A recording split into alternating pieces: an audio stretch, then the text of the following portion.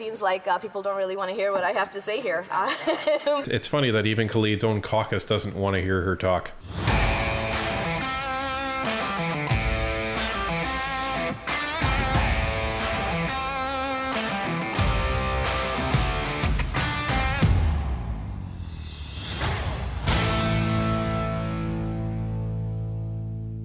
This is our continuation on our commentary of Bill C-63, which is currently being debated in second reading in the House of Commons.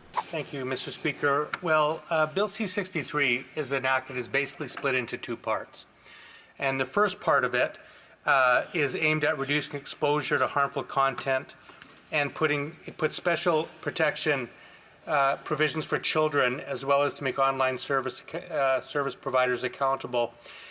It's particularly aimed at addressing online child sexual exploitation, which has increased 290% over the last 10 years. The second part is intended to address and denounce hate crimes on the internet.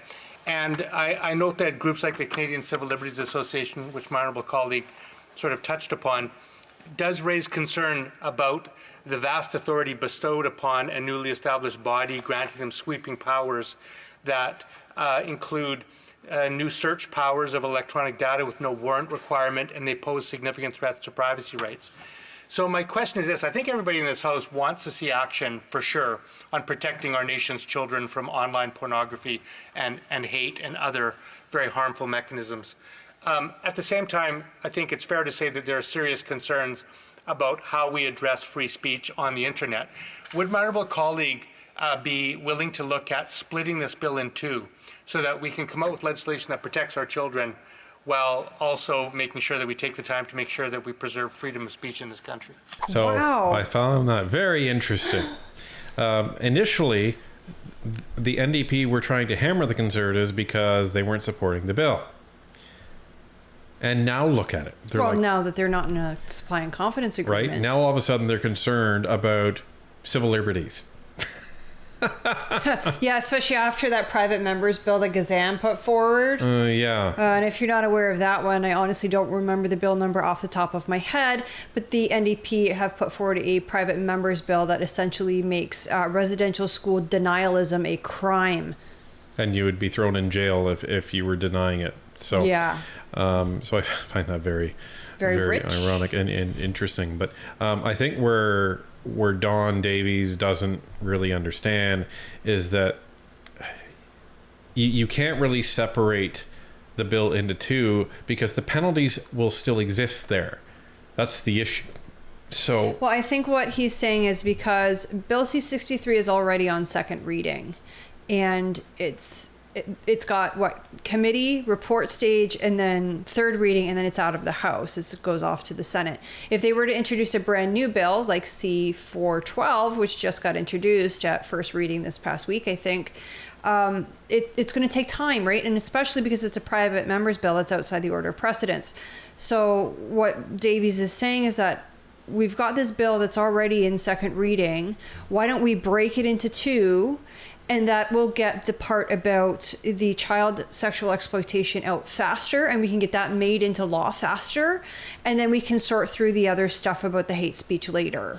Well, the problem is, in reading the bill, it's one seems to rely on the other in terms of how they address it. So, but it'll be interesting to see what Brock responds here. The honourable member for Brantford-Brant. Thank you, and I thank my honourable colleague from the NDP for that important question. So a couple of things I want to say. I agree with him in principle that the bill is not strictly to do with online harms. We do have the hate speech component. The problem is that we already have laws that clearly govern hate speech in this country, which have been the laws for several decades. Against the backdrop of what's happening on our streets from coast to coast and the demonstrations and the protests, there appears to be a lack of political will on law enforcement to actually enforce the existing laws. So I'm not in favor of creating more laws when laws already exist. As a member of the legal community for close to 30 years, I believe in clarity. I believe in succinctness. We already have that on the books. We need a direction from this government, a direction from the Department of Justice to encourage police to do their job and to prosecute these individuals who demonstrate clearly on a week-to-week basis they are crossing the line between protected speech and hate speech. Excellent answer. Gee, I wonder who he's talking about. We all know who he's talking about. We all know who he's talking about. But he makes a really good point, right? Again, the Freedom Convoy protesters got arrested and had their bank accounts seized for protesting peacefully. And you have other groups of protesters who are literally calling for the death of other groups of people. And threatening police. Yeah, and there's nothing that gets done. Nothing happens because they're afraid of what might happen if they do. Okay, we have a Khalid warning for everybody. So Iqra Khalid is going to be speaking for this bill. Now, you are no doubt asking, why are you including Iqra Khalid speaking for any length of time in any video that we're showing on Northern Perspective? Well, there's a very good reason for that.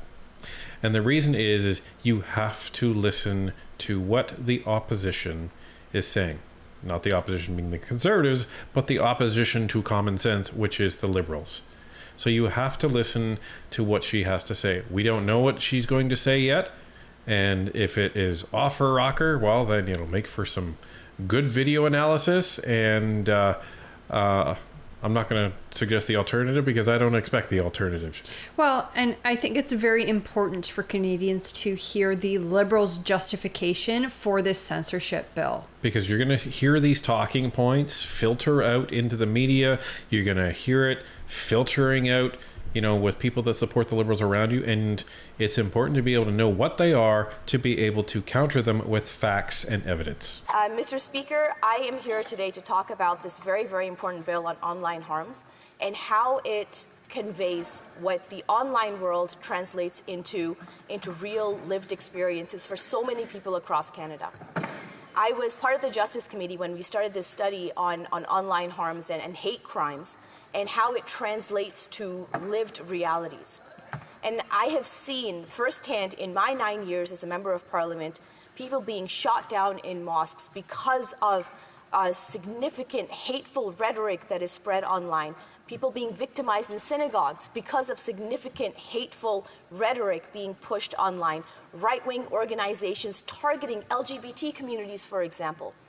So I think that this bill has a very significant role to play in how we conduct ourselves as a country. So I find it rich that in Khalid's initial examples, which are all terrible and they're all true, she says, well, a lot of this is, being caused by right wing. She never talks about left-wing people doing this. Oh, no, because left-wing people who are too extreme just don't exist, right? Right. They're like phantoms or ghosts. Like, this is what the left thinks, and this is the problem, is that they don't realize when the left goes too far. We all know what happens when the right goes too far. We know what it looks like, but nobody can really say what happens when the left goes too far. Yeah, take a look at any communist regime, and you will see what happens when the left goes too far. Right, but the left doesn't introspect and go, have we gone too far? No, that's impossible. Keep going. Yeah. And as the honourable member before me had talked about the role for enforcement, well, we are talking about federal policy here. We are talking about how we at the federal level can improve our legislation to make sure that Canadians are kept safe. Officers are not enforcing the laws that we have. Right. And the federal government needs to stand up, grow some balls, and say, you guys have to be arresting these people that are actively harassing people in the streets, actively blocking highways, actively swarming vehicles. Or actively standing outside the homes of Jewish families and threatening them so that they can't even leave their homes. Like, that kind of stuff. We have laws against that kind of stuff, and it's not being enforced. And all we can do is to encourage our premiers and to encourage them to pick up the mantle and to ensure that our communities are being kept safe, that laws are being enforced. So Mr. Speaker, I'll speak about two specific things in the criminal code. I'll start by saying that it's an enormous shame that the measures proposed by Bill C-63 have been subject to significant misinformation and disinformation. I'm also extremely disappointed in the reaction of the official opposition to this critical legislation, having seen what has transpired because of online hate. When the bill was put on notice, but before the actual text was publicly available, we saw that the Conservatives rejected it immediately. No regard for the actual substance, no regard for the years of consultation with victims and with survivors of abuse, and no regard for the countless organizations that are begging the government to do more about exploitation and hatred. Is this like the countless organizations that were begging the government to implement Bill C-11 and Bill C-18? Oh, you mean the media lobby? Oh, is that who they were? Yeah. Here's the problem, Khalid. Nobody trusts you. No, nobody trusts that the government is not trying to implement some sort of censorship bill. You can see it in the text. Again, 2 years ago, Emergencies Act, seized bank accounts, suspension of civil rights. That happened in Canada. And that happened under this government term. Just so you remember. It did. So, that's what we're talking about here, Khalid. Well, and no doubt Khalid was one of the ones that voted for it because she's a liberal. No doubt. And this bill allows a government agency to have broad search powers without warrants for the citizens of Canada. That's a problem. Yeah. And free speech is the most important right we have because I feel that all of our other rights hinge upon that. If we don't have free speech to stand up for ourselves, then all the other rights go away. And free speech has really only been around for about 100 years. It hasn't been around, too much longer. Maybe 200 years if we're talking the United States. Right, because think about 500 years ago. If you said something bad against the king, well, you were made a head shorter, right? Right. So in the totality of human history and society, free speech is fairly new. Yeah. And it's very, very precious. And the thing about free speech, number one, it's so important. But number two, you have the right to have free speech, but you also have to accept the responsibility of being offended by somebody else's free speech. And it's up to you whether or not you're going to allow yourself to be offended. Right. And this is why anything quote unquote hate related, it better be defined really clear in the bill so there is zero room for interpretation. Because when you go on the internet, guess what? There's some crappy stuff on the internet. It's a cesspool. So you have to be prepared to be offended when you go on the internet. And you have to be mature enough to be able to be like, I'm not going to look at that page anymore. I'm not going to watch that channel anymore. I'm not going to continue to engage in debate with this individual online anymore. Right. So, you don't just get to say, that person's offending me, I'm going to report them, they go to jail. That's not what this is for. So, this is why nobody trusts you, including the official opposition. Canadians deserve a lot better than this. I'm proud to support Bill C-63. I'd like to go through some of the myths that have been circulated about the part of the bill that deals with hatred specifically. And I will be explaining why I think that these are unfounded. Let's start with the proposed hate crime offense. It would make it an indictable offense to commit an offense in the criminal code or in any other act of Parliament where the offense is motivated by hatred. It would have a maximum punishment of life imprisonment. That's what it says. Wait a minute, in the bill. I thought she was going to debunk the myths. That's one of the main concerns here. That's what it says. You can read it. Yeah. So what part is the myth here? Because you just said that's what it says in the bill. Maybe you cut her off too soon? I guess we'll see. A maximum punishment, Mr. Speaker, not a minimum. There are two important reasons for creating this specific hate crime offense.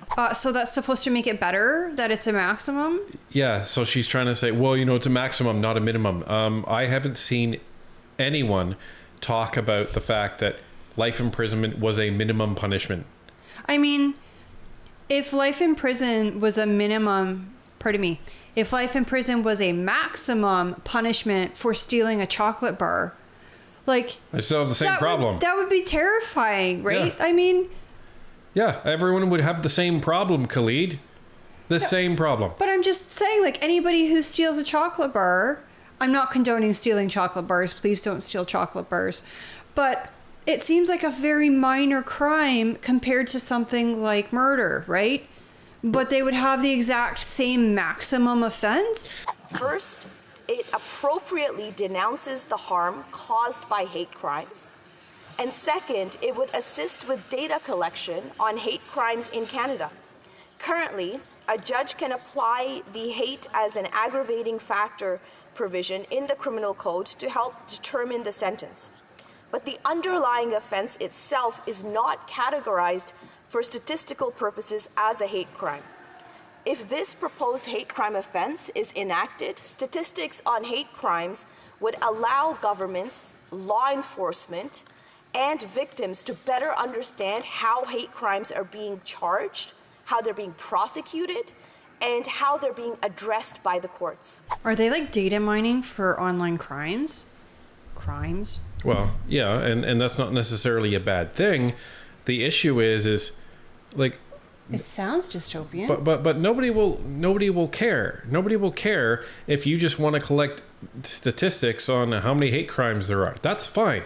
The issue is you get life in prison for it. And the issue is that your agency will have broad powers to invade the privacy of people in order to investigate this stuff without a court order. But I think what we need to kind of circle back to is you get life in prison for words that you type, or maybe if you put up a video on YouTube for words that you say. It's not like you're actually physically doing something.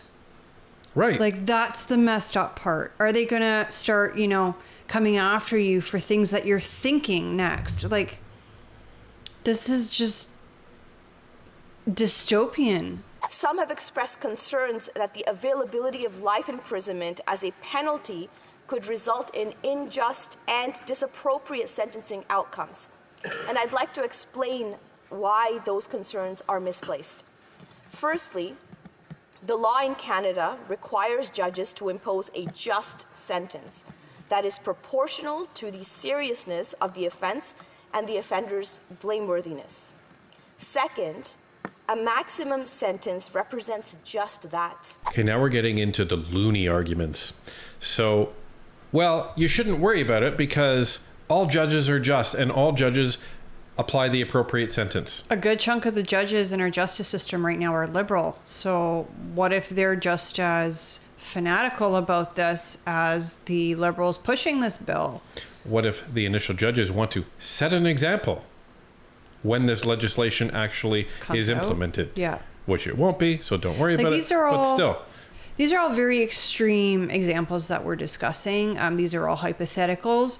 But the fact is that the way this bill is written, it leaves the room for them all to become reality. Why not just correct the bill so that, maybe you have to do 40 hours of community service? Like, I don't know. Well, but here's the thing. The reason why you use extreme examples in this case is a piece of legislation is almost like a bridge, a design for a bridge, right? So when engineers are designing a bridge, they're not just saying, well, we're just going to assume that, 20 cars will likely be the most that will be on this bridge anyway. Well, Jim, how many cars could actually fit on that bridge? Well, probably about, 2,000, but I'm just guessing that only 20 will be on that at once. And then his buddy would be like, Jim, you have to actually plan for the extreme amount on that in order to ensure that that bridge is safe, that that bridge is going to do its job as expected. You have to do the same with legislation. You test it with the extremes, and if the extremes break the legislation, you have to go back and fix that legislation. So, and then Khalid's second point, well, you know, the maximum sentence being life imprisonment, it's just that, a maximum. Okay, Khalid, then why doesn't every single crime in the criminal code have a maximum of life in prison? Why? Because it's ridiculous when you're looking at the scope of the crime to put somebody in jail for life because they stole a chocolate bar. Like, show me a case, Khalid, where somebody is going to be put in jail for writing something bad on the internet and should go to jail for life. The highest possible sentence to be imposed only in the most serious of cases. It acts as a ceiling for a range of sentences, with judges being required to impose an appropriate one depending on the seriousness of the crime and the responsibility of the offender.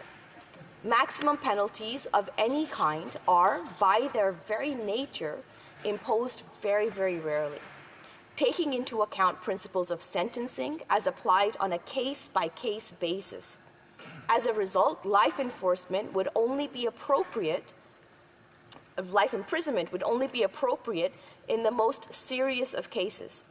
Notably, for criminal code offenses that are already punishable by maximum life imprisonment, such as aggravated assault and sexual assault. Point of order from the honourable member for Renfrew Nipissing Pembroke. Quorum. We're going to count quorum once again.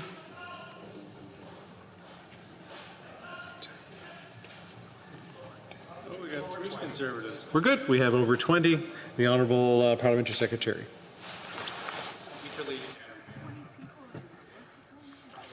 Thank you, Mr. Speaker. It seems like people don't really want to hear what I have to say here, but we can't.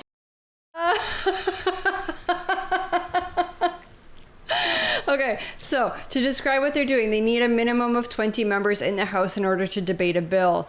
And people are coming in and out because the MPs have other places to go. They have to go to committees. Maybe they have to meet with people in their office. They've got other places to be.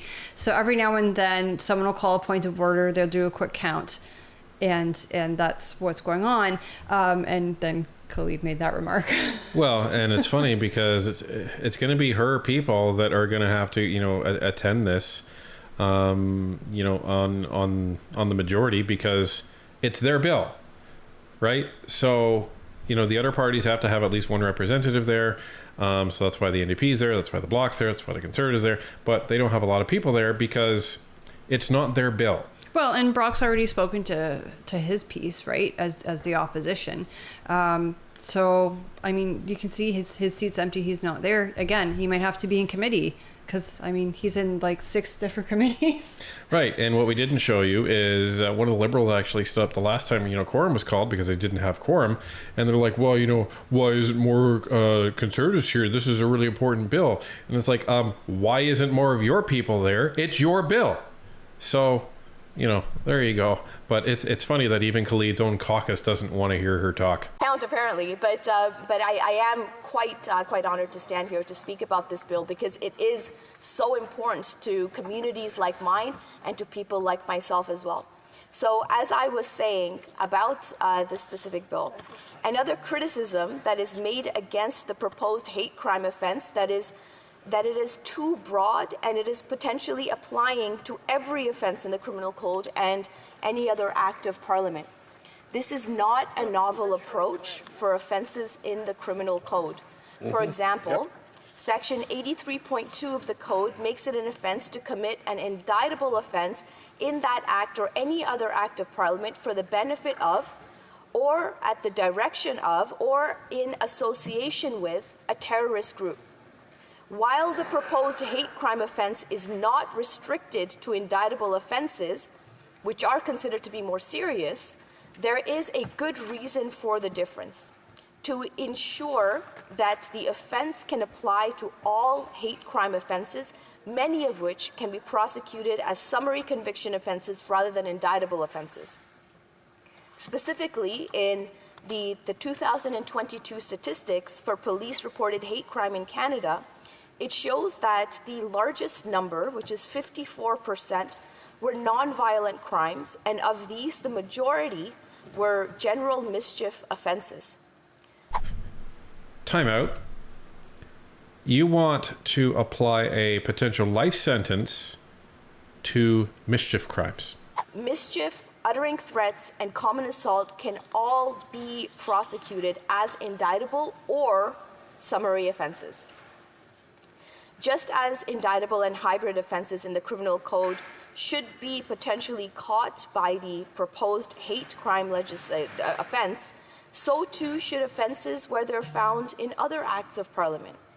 Some have expressed concern that this would result in trivial offenses that are going to be included. But that would not happen. How do you know? This is the problem. You're speaking in such broad terms in the bill that it can be applied. This is the issue, Khalid, and this is why everyone is sounding the alarm on this. Well, if they don't want life in prison applied, or if they're saying, oh, that's just the maximum, put it in the legislation. Right. Like, write it down. Like, the fact that it's not there is the problem. First, it would likely be a rare case where a trivial crime in another act of Parliament would be hate motivated. Second, what might seem to be a trivial offense on its own could be significant when coupled with the disproportionate harm caused by hate crimes. I also emphasize that other acts of Parliament are not limited to trivial offenses. Okay, now she's getting into like really, really bad arguments here. She says, that would not happen. And then she goes on to say, well, this isn't likely to occur. Those are two different statements. Well, and that's just it. Like, you have to listen to these arguments that she's making because it's her party's bill. And if it doesn't make sense, which it doesn't, something's not right. Well, and she is voluntarily trying to defend the bill against the criticisms that are out there. And frankly, she's doing a deplorable job at doing so because she is contradicting herself literally within seconds. Well, this would not happen because, well, it is likely that most of the crimes that are going to be, incorporated into this are not going to be hateful. Well, who gets to decide that? And that's the issue here. That is the issue because it's not defined what is hateful, and does offense equal hate? Who gets to decide that? Right, because it's not in the bill. For example, subsection 1121 of the Firearms Act prohibits advertising a firearm in a manner that promotes violence against a person. It is a hybrid offense that, if prosecuted by way of indictment, carries a maximum punishment of 2 years for the first offense or 5 years for second or subsequent offenses. Why not life imprisonment, Khalid?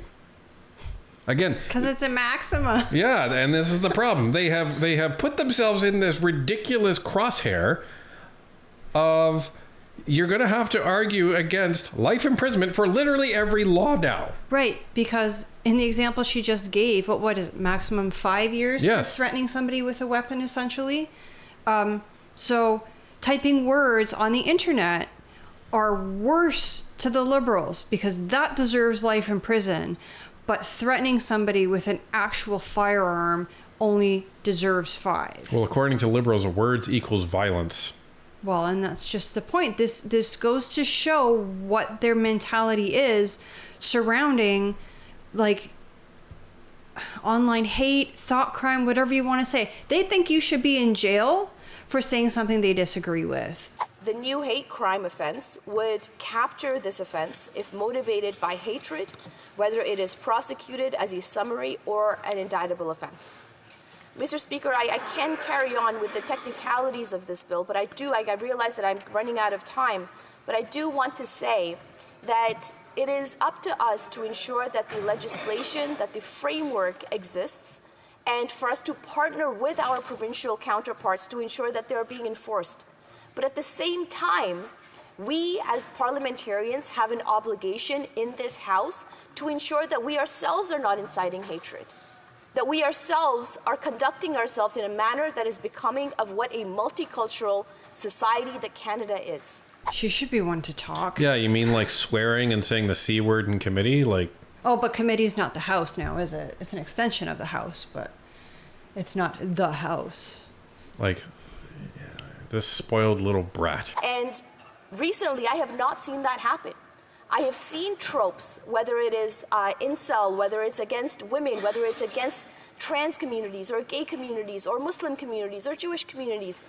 I think that this bill will go a really long way to ensure that we are setting the framework for what is a strong, united Canada. You know, when I first moved to Canada, Mr. Speaker, back when I was 11 years old, I always wondered, how is it that Canada is such a peaceful country? And it's not because we have rules and regulations, but it is also because we have an ability to work together to ensure that we are taking care of one another. It's a constant battle. It is a constant piece of work that we need to continue to build bridges, and this bill is one of them. It actually is because we have rules and regulations, but it's also because we had a very selective immigration system. Not only that, it's because our prime ministers in the past haven't been as divisive as Trudeau is. Well, and you don't have a government that is demonizing literally half the population. How many times has Trudeau said words like, you know, racist, misogynist, those people, whatever? Like, he divides Canadians, and that sets the whole tone, not only for the House of Commons, but for the country as well. Well, and here's the other problem. The other thing that does is he actually puts a target on anyone that maybe just like, you know, a normal Canadian, typical Canadian, doesn't really pay attention to politics too much. They just want to live their life, and they voted Liberal. But because you have the head Liberal now, calling everybody names, you are now putting everybody that is not a Liberal on the back foot and, you know, in a defensive stance. So now they're going to approach potentially other Liberals the way they would approach Justin Trudeau. And that's not right. But this is the problem. When you sow division from the top, you literally carve out lines within the country, and it ends up creating this identity politics state that the Liberals have been so desperate to do over the last 10 years. Questions and comments? Questions, commentaires? L'honorable député de Rivière. The Honourable Member for Rivière-des-Mille-Îles. I'll also note that Ikrikali was supposed to split her time with her colleague.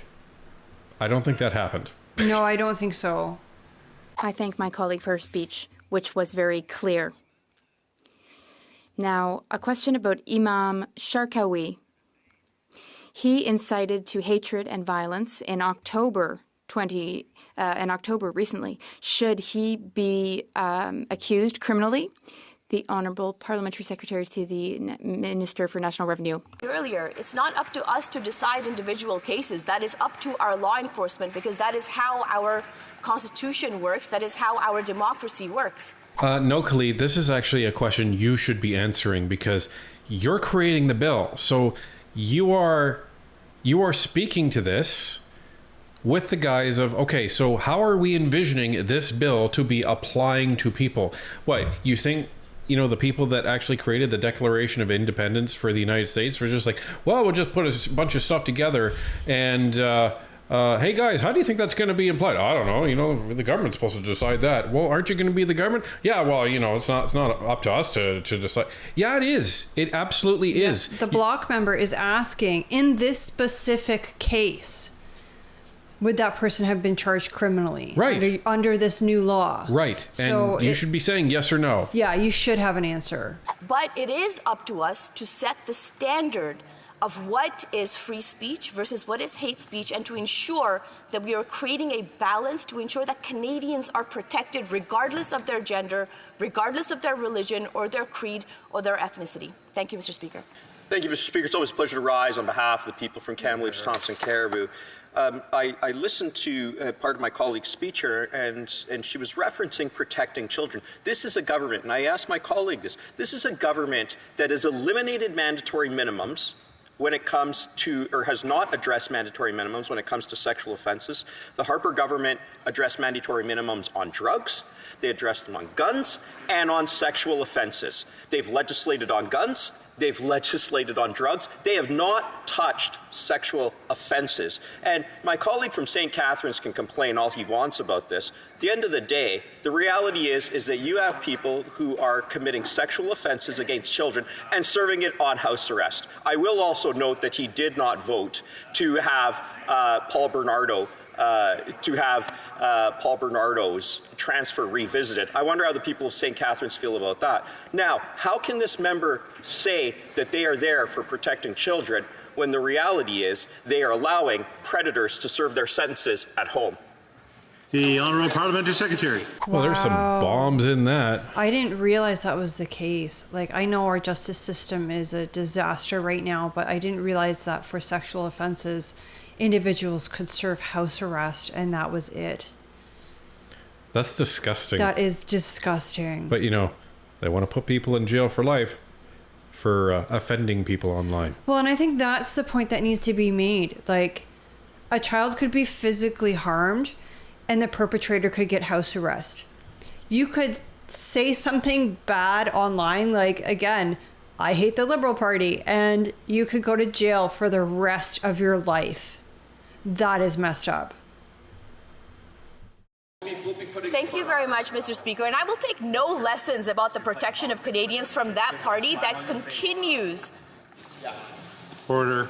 I'm seeing a lot of cross conversation going on. The honourable member for St. Catharines. I just want to say it's disgusting in this place that the honourable member across the way with a smile on his face would mention a serial killer in this name to attempt to use it for political gain. Absolutely. I have the floor. So, well, I'm sorry you don't like facts. And he probably had a smile on his face because he's like, this is insane. This is insane that we're actually having this conversation. Well, and the other thing I love is that Khalid stood up and was like, well, I'll take no lessons, blah, blah, blah, and started going down this path. And she was the one that was talking not even 5 minutes ago about, we have to hold ourselves to a higher standard in this place, and we have to talk nicely to each other and whatever else that she said. Right. And then she goes into, 16-year-old Khalid mode, which is how she's probably like off camera. Do as I say, not as I do, right? Order.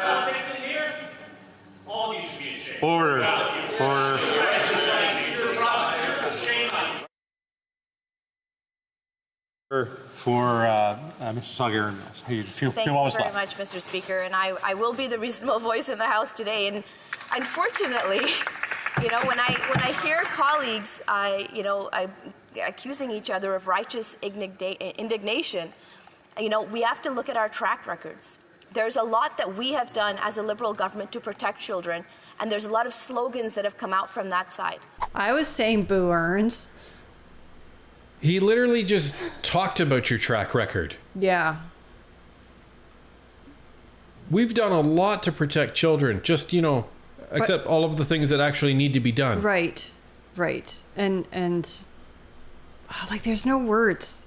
Do you see the way that they kind of twist the truth and gaslight and... But this is why you need to hear it, folks. These are clips to show people that are in your family, in your circle.